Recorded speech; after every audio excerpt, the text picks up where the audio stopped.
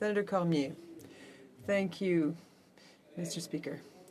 Colleagues, I rise to speak briefly today about the second report on the Standing Senate Committee on Official Languages, tabled in this chamber on March 30th, entitled Francophone Immigration in Minority Communities, a bold, coordinated, and strengthened approach.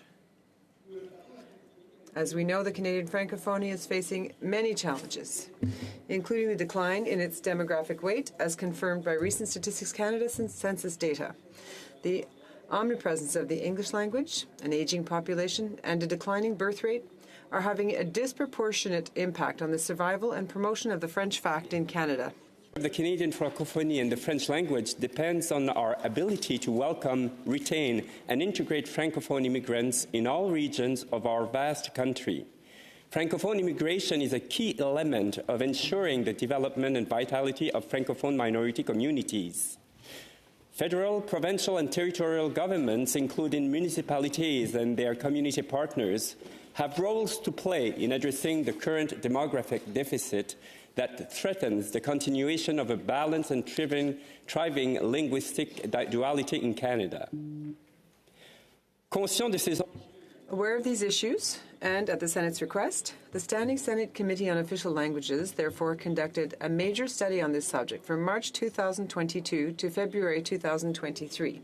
Our committee devoted 11 meetings to the matter, hearing from over 56 witnesses and receiving 5 briefs to examine the issues affecting Francophone immigration to official language minority communities. I wish to express my sincere gratitude to all committee members for their hard work throughout this study, and to the organizations and individuals who appeared before the committee or submitted briefs. List 12 specific and concrete recommendations to the federal government, specifically to the Minister of Immigration, Refugees, and Citizenship.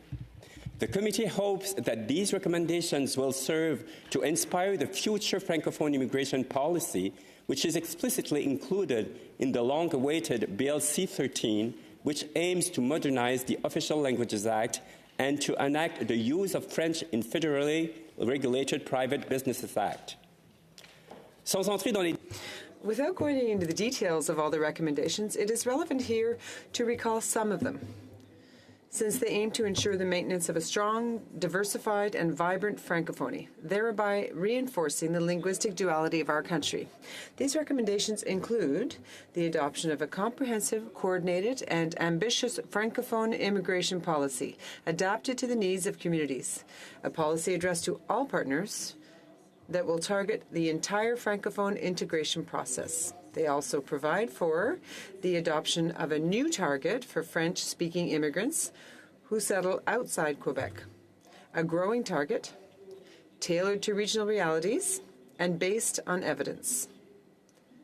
A target that will focus on the restorative nature of language rights and the restoration of the demographic weight of Francophone minority communities. Also call for the development of a Francophone diplomatic strategy and that ERCC review its recruitment and promotion activities for Francophone immigration, whether by increasing the capacity of visa offices in sub-Saharan Africa or by facilitating the reception and resettlement of Francophone refugees from member countries of the Francophonie.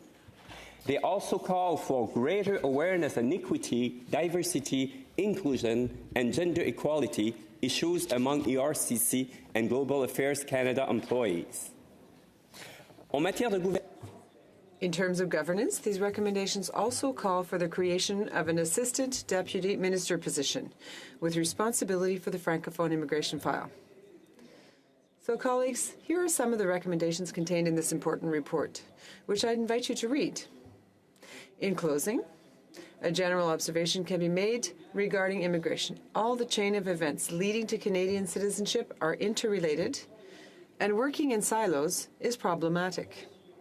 From promotion to recruitment, through reception, retention, and integration, to permanent residency, and obtaining Canadian citizenship, all partners involved must work together to ensure that objectives are met. This is why the next Francophone immigration policy must impose a bold, coordinated, and reinforced approach.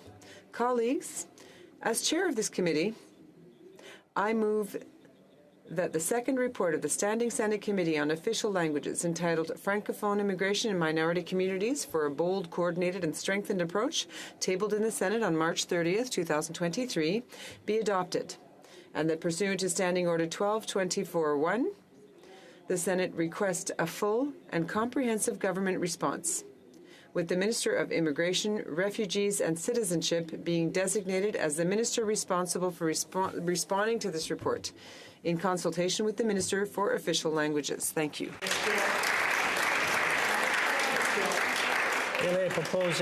It is moved by the Honourable Senator Cormier, seconded by the Honourable Senator Galvez, that the second report of the Standing Senate Committee, may I dispense? Are senators ready for the question?